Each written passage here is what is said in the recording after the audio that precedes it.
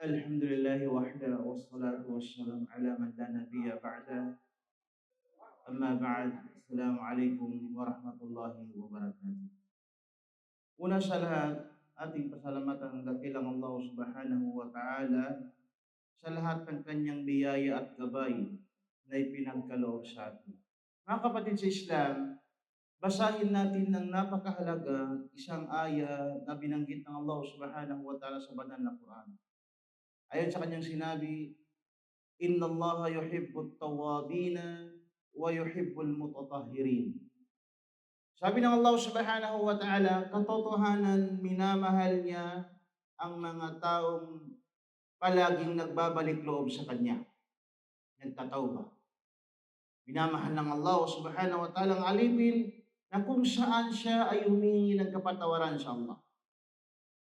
Wa yuhibbul mutatahhirin, at minamahal niya din ang mga taong dalisay naglilinis sa kanyang mga sarili. Ang paglilinis ay dalawang klase. Taharatu at-zahira wal batina. Ang paglilinis ng nakikita at nasa sa loob. Ibig sabihin, kalinisan sa labas ng paglilinis sa katawan at paglilinis sa puso. Dalawang klaseng linisin natin. Hindi sapat na tayo ay malinis sa katawan, sa wudu o sa pagliligo, ngunit dapat talagang linisan ang una-una dito yung puso natin. Anong linisin natin dito? Linisin natin mula sa shirk, mula sa bid'ah, mula sa inggit, mula sa innovation, mula sa pagtatambal, mula sa paggawa ng maksiya. Ito yung paglilinis sa puso. Ang paglilinis ng katawan, madali lang. Sabunan mo, maligo ka, okay na.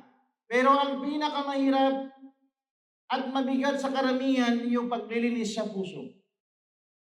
Kaya ang Allah subhanahu wa ta'ala, sinabi niya, minamahal niya yung alipin na naglilinis ng kanyang puso. Sabi niya sa ibang aya, Qad aflaha man zakkaha wa qad khaba man dassaha. Sinabi ng Allah subhanahu wa ta'ala, tunay na nagtagumpay ang mga tao, yung alipin na kung saan nilinisan niya ang kanyang sarili mula sa maksiya. Taharatun minasyirk wal bid'ah. Nilinisan niya ang kanyang sarili mula sa mga pagtatambal at paggagawa ng bago sa relihiyon. Mula at paglilinis sa mga maksiya. At talunan sa mga taong yung tinatago, nagpalubog siya sa paggawa ng maksiya. Kaya mga kapatid sa Islam, nararapat sa isang Muslim, ang pagsalubong niya sa buwan ng Ramadan ay dapat linisan niya ang dalawang uri na ito. Ang tahara shay'ain. Ang paglinis ay dalawa. Una-una sa lahat, ang linisin natin ang ating katawan. At ang pinakamahalaga sa pagsalubong sa Ramadan, ang paglilinis ng ating puso. Ang pagtauba at alisin natin lahat na kung saan yung kinakain ng kabutihan natin dito sa puso. Yung mga gawaing hindi karapat-dapat sa Islam. Naway inshallah paabutin tayo ng Allah subhanahu wa ta'ala sa buwan ng Ramadan at tayo ay malusog at magawa natin ang lahat ng ibada bitawfiqillahi subhanahu wa ta'ala. Assalamualaikum warahmatullahi wabarakatuh.